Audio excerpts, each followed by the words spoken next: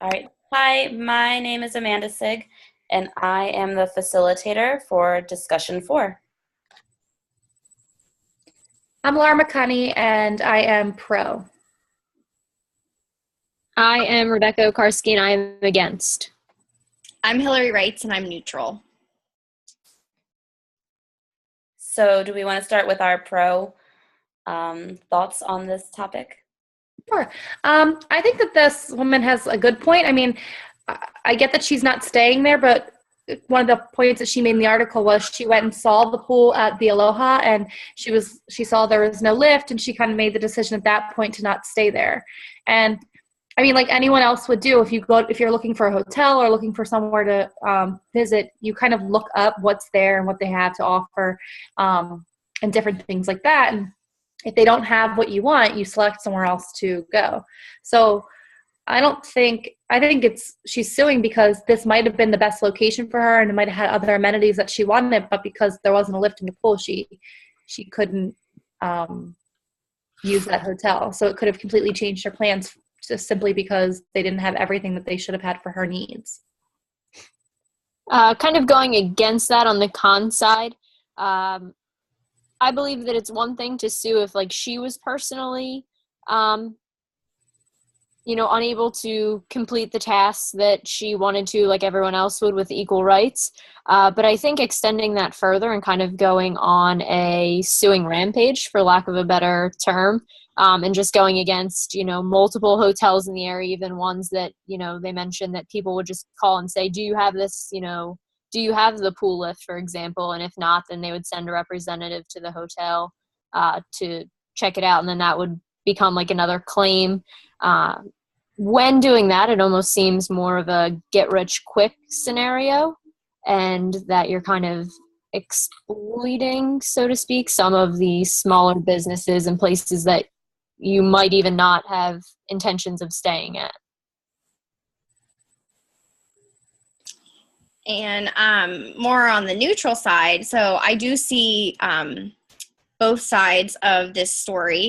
It does really stink that she wanted to go to a hotel and she was really looking forward to going swimming, but there wasn't a lift, so she wasn't able to.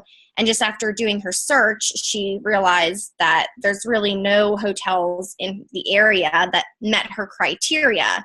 And that is a bummer because, I think of my own grandparents who they really enjoy swimming. Now, they're not in a wheelchair, but if for some reason their mobility would be limited, I know that's something that they would probably look for in a hotel. They would want some sort of chairlift because they are big swimmers still. But then on the other side, I don't think she was right to sue all of these hotels because it was one that she wanted to stay. She didn't stay at 30 different hotels. I do kind of see where you're coming from when you say, Rebecca, that it was like a get rich quick scenario with suing a total of 30. I think that might have been a little excessive. Absolutely. Sorry. No, you're okay. Go ahead. I was just agreeing. I was just going to say, I guess on the same side as that, if you look at it like, okay, she looked at hotel number 1 and they didn't have the pool chair lift. So she's like, well, where else can I stay? She went to hotel number 2. And I mean, yeah, she didn't stay at any of these 30 hotels, but they might have been options until she realized, well, I can't go in the pool there. And the same way you kind of would make a list of, let's say, 5 hotels that you might stay at and then say, oh, well, this one offers a free breakfast or this one is close to the beach or whatever. She might have gone down and said, okay, well, this is what they have, and just kind of been checking them off her list because they didn't have the chairlift. So that might have been why she got to the number 30. Like, it might not have been her goal to say, hey, I'm going to go out and sue every hotel in this area, but I could have potentially stayed at one of these hotels when I was visiting this kind of location, and none of them had chairlifts. So I guess I kind of view it as that. Right. So the thing that stood out to me while I was reading it is that a lot of these hotels were small business hotels, and my mom owns a small hair salon, and it one of the things said that, like, for the chairlift, that it would cost $30,000. to put that in.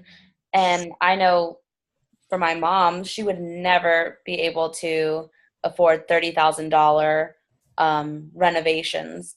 So I was thinking, like, do you think there might be a size of a hotel or a size of a business that would be required to make those renovations, or maybe like if, depending on the revenue, for the government to maybe give grant money for renovations, things like that? I don't know. What are your thoughts? I think that there should be some sort of formula. I mean, I kind of relate that question back to taxes. Like, there's it's factored in, well, how much do you make versus how much do you have to pay? And I think that, their revenue of the small business should be taken into account. So, multi-million dollar businesses, kind of going away from the pool lift, but like if you have a Target, that there's millions of Targets that are pulling in thousands or billions of dollars rather. So they would be able to financially make those corrections if need be for whatever it might require. So I think that they should receive a small portion of grant money, if any. And then kind of, going down, the less revenue you make, the more opportunity for grants or federal funding should come into play to kind of help alleviate those expenses for the small businesses. Yeah, I agree. I was kind of thinking when you were talking about like student loans, like kind of how they divvy out student loans. You have to put in what you make, what you have, and then they say who gets what. I think that there definitely should be grants, or even if it's loans involved, because it is important. And I know in the one part of the article, they kind of made the comment where they don't necessarily see a high population of people in wheelchairs, and they don't know if that's because they don't have the lift, or, it's just not the population that's coming and staying at their hotel. But if that's kind of a company's mindset, then they might not ever make that change. So if you provide them with the funding, it kind of prompts them to do that and then go from there. Yeah, and I sort of agree too with like the grants and loans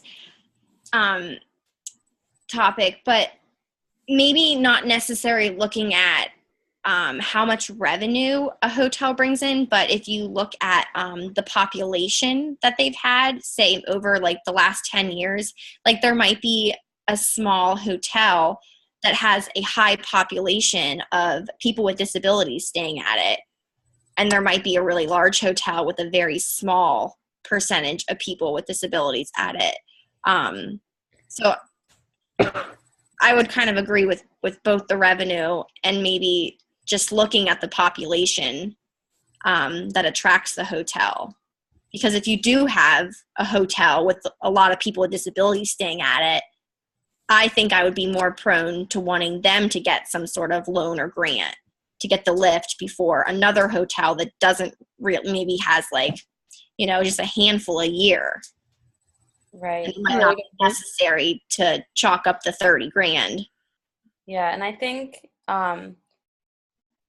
I don't think the article really covered ways to be more proactive for newer hotels opening, like how they can, budget that into when they are building or anything like that. When I went to Disney World a few years ago, and we stayed at an off-site hotel, and they would bus us in, and my grandmother that was with us, she was in a wheelchair, and the buses that they had, the driver didn't know how to work the wheelchair lift. It had a wheelchair lift on it just in general. And when we were at Disney World, the buses that they owned, they didn't even have a lift. The bus just would lower itself down, and you could just easily put it on. So I feel like they were being more proactive than retroactive. And I think that maybe some of these hotels need to look at it more in that way instead of let's just sue and make money and see what happens, since they're not even really following through with what they're suing and what's happening with the hotels that have been sued. I think too, like it seems like, I don't know, like there's parts of the government that if you do make the government kind of pay for these things, they'll find different ways to do it cheaper. And I think that they're charging the hotels this much money because it's on an individual basis and it's a company coming out and installing it. But if the government's kind of in charge of doing it in a mass situation, they might find better ways to install them and better equipment and things like that. So I don't know. I guess I just kind of think you might be accessible to more if there's programs and grants. And I kind of agree, going back off what Amanda said, that in the article they mentioned that, well, now if, she wins her lawsuits, they'll have to, pay her and the legal fees and then still potentially put the chairlift in. But there's not really a regulation whether they do that or not, that most times, whoever is filing the lawsuit just takes the money and leaves. Going in with what you were saying about being proactive, it would almost save companies money if they were proactive and did it before there was the lawsuit, because then you wouldn't have the legal fees and the payoff fees and things like that. So I know with small businesses in particular, that might not be the easiest thing for them to be proactive with as it would for other businesses, but it could long-term save them some money. Yeah, I was kind of thinking about that same point too, because it said in the article, it's not really that uncommon. Like, it sounded like it happens more than once, that businesses are just kind of like, okay, here's the money, now drop the charge. So if this keeps adding up over time, I mean, it could very well surpass the $30,000. Absolutely. Yeah.